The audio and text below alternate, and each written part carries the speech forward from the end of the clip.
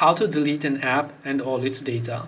Hey everyone, welcome back to our channel. In this video we are going to learn how we can delete an app and all of its data, so make sure to watch the video till the end.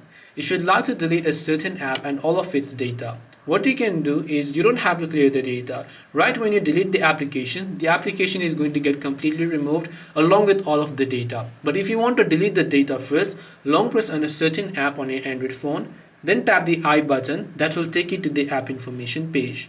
From here, you can just navigate to storage first, and then you can just tap on this clear data option from here, and then just tap the delete option in order to clear the data for this particular app.